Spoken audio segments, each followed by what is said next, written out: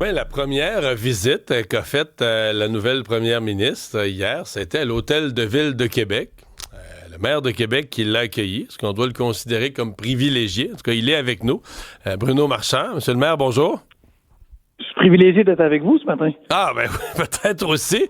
Mais comment vous avez vécu cette rencontre avec Mme Fréchette? Ça s'est bien passé? Oui, ça s'est très bien passé. Puis oui, c'est un signal clair. C'est un signal qu'elle a envie de faire de la Ville de Québec, de la capitale, un lieu important de sa gouverne du Québec. Et ça, ben, vraiment, on est privilégié. Puis c'est quelque chose qu'on prend comme un cadeau parce que quand la capitale va bien, un peu comme la métropole, ben ça influence le reste du Québec. Alors, tant mieux si la première ministre veut y mettre une priorité. Pour nous, c'est vraiment de la musique à nos oreilles. Qu'est-ce qu'il faut au Québec? C'est quoi vos demandes? Mettons, vous la rencontrez hier, là, c'est quoi les demandes du maire de Québec, là, en secret? Là? On a parlé d'infrastructures, vous venez d'en parler sur les routes, mais au-delà de ça, toutes les infrastructures en eau, approvisionnement et gestion des eaux usées. On a parlé d'itinérance, on a parlé d'économie. L'économie va bien à Québec, mais on a besoin de travailleurs. On a un taux de chômage à 2,6 %. On est dans une situation hyper enviable malgré un contexte économique super difficile avec la question américaine, la question mondiale.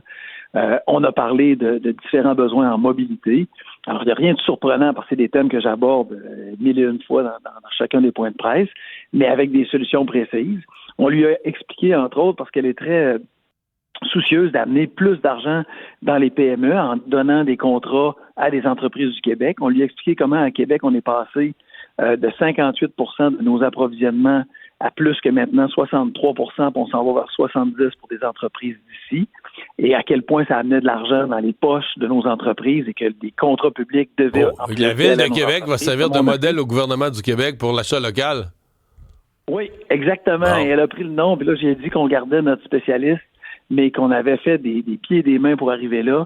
Nos équipes d'approvisionnement qui ont gagné des prix, d'ailleurs, qui respectent les règles et qui arrivent à trouver des solutions pour donner des contrats locaux.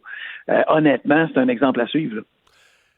Vous m'avez parlé de le chômage très, très bas dans le Grand Québec, de vos demandes pour des travailleurs immigrants. Est-ce qu'elle vous a rassuré? Est-ce que sur le PEC, sur l'immigration, est-ce que vous a rassuré? Elle m'avait rassuré déjà en campagne quand elle avait dit qu'elle amenait un moratoire, elle amenait cette idée que les gens déjà sur place pourraient rester. Alors là, maintenant, il va falloir qu'elle mette en place dès que son conseil des ministres sera formé et qu'elle sera capable de prendre des décisions en lien avec son exécutif. Mais moi, je ne suis pas inquiet.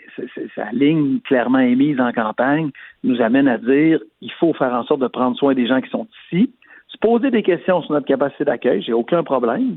D'ailleurs, il y a toujours quelque chose qui m'a questionné. Tout le monde parle de la capacité d'accueil, tous les chefs de parti en parlent, puis on est tous préoccupés de pas suivre l'exemple français, qui n'est pas un exemple à suivre, parce qu'il y a des défis, il y a des ghettos, il y a des choses qui sont vraiment pas à reproduire.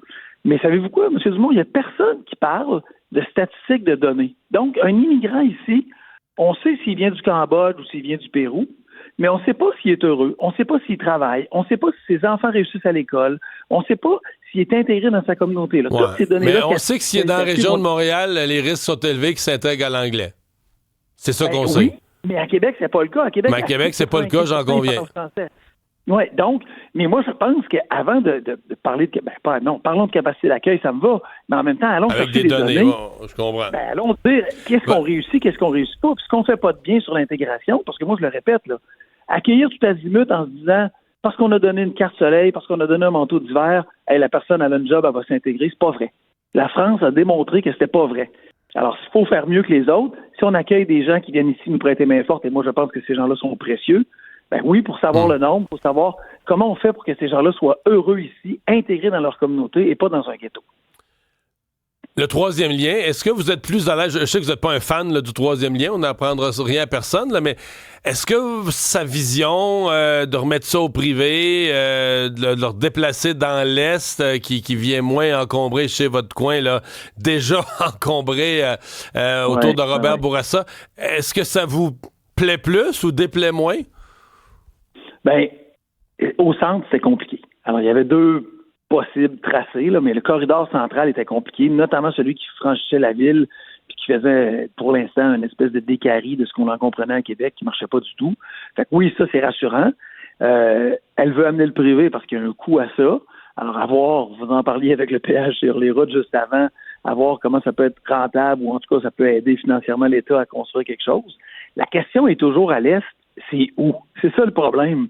On a fait un pont de l'île qu'on est en train de construire, mais on fait quoi? On prolonge ce pont-là de l'autre côté du fleuve, de l'autre côté de l'île. On crée une autre infrastructure à côté du nouveau pont de l'île. J'ai hâte de voir quelles solutions ils vont amener. Mais comme ça a été toujours mon cas, amenez des solutions, démontrez-nous la plus-value, puis on pourra prendre position. Présentement, on jase sur quelque chose qui est une idée théorique. J'ai hâte d'avoir du concret, puis qu'on puisse dire, ça a-tu du sens ou pas. Sur le tramway, elle vous a rassuré? Ouais, l'argent est là à Québec, toujours, oui? Oui, puis il y a des raisons pourquoi ça va bien économiquement à Québec. Et dans ces raisons, c'est notamment une partie des investissements publics du gouvernement qui fait en sorte qu'on fait travailler notre monde, qui sont adossés à des investissements privés. Notre monde travaille, pourquoi? Parce qu'il y a des constructions, parce que la ville se bâtit, parce que la ville est attractive. Le tramway en fait partie. C'est le plus gros contrat public. C'est 400 millions de plus que la Romaine. Donc, imaginez l'impact dans une ville. Ça va transformer la mobilité de notre ville, mais ça amène du travail. C'est ça qui est bon. Mais il y a eu toute une série de critiques, là, ça vous a d'ailleurs amené dans une petite prise de bec avec Éric Duhaime sur est-ce qu'on coupe les arbres trop vite sans avoir l'argent du fédéral? Je vous reparle plus des arbres, mais je vais vous reparler du fédéral. Est-ce que le financement va s'attacher? Est-ce qu'il y a un moment, une date, un mois où vous vous dites, là, dans la fameuse image, là, on commence pas à creuser le salage tant que l'hypothèque n'est pas fermée, la banque n'a pas approuvé totalement l'hypothèque. Est-ce qu'il y a un moment que vous vous êtes fixé, le gouvernement fédéral, le gouvernement du Québec, tout le monde, on va avoir un financement complété et clair que le public va pouvoir voir? Moi, je pense que ça va se faire dans les prochains mois. D'abord, le financement, c'est vrai qu'on ne sait pas exactement toute la provenance qui va venir du fédéral, mais présentement, il est complété. Parce que ce que le fédéral ne ferait pas, puis on veut qu'il le fasse, il y a un montage avec la CDPQ Infra qui fonctionne, qui complète le financement. Maintenant, comme dans tous les autres projets au Canada, le fédéral devrait être à la hauteur de 40 %. On sait que le fédéral a réservé 5,6 milliards approximativement d'argent pour les transports collectifs au Québec. Dans le financement tramway, pour atteindre le 40 % il manque 1,4 milliard. Donc, on peut largement... Mais quand vous rencontrez en privé M. Lightbaum, vous dites ça mot à mot, il vous dit-tu ça a du bon sens ou il vous dit oublie ça? Oui. Non, il dit ça a du bon sens. Okay. C'est pour ça qu'on a réservé 5,6 milliards. Là, ce qu'on s'entend pas entre le Québec et le Canada, c'est les conditions. Vous connaissez la chanson, là, vous l'avez entendu 100 fois. Le fédéral veut donner de l'argent, le Québec la veut, mais là, il y a des conditions, il n'y a pas des conditions. Okay. Qui décide? Y a un comité? Et là, c'est sur des éléments liés à l'autonomie des décisions du Québec qui font qu'on s'entend pas. Mais l'argent est là. Le Québec va pas, dès que l'entente sera signée. Donc, le financement, il est complété. Ce qui reste à savoir, c'est dans ce montant d'argent du fédéral, là, quand est-ce qu'il arrive. On est beaucoup plus sur le décaissement, sur les ententes à avoir cet argent-là que sur le fait de savoir s'il va y avoir de l'argent ou pas. L'argent, il est là. Pour vous, c'est clair que l'argent, il est là. Le maire de Québec, Bruno Marchand, merci, M. le maire. Au revoir. Merci, M. Dumont. Bonne journée.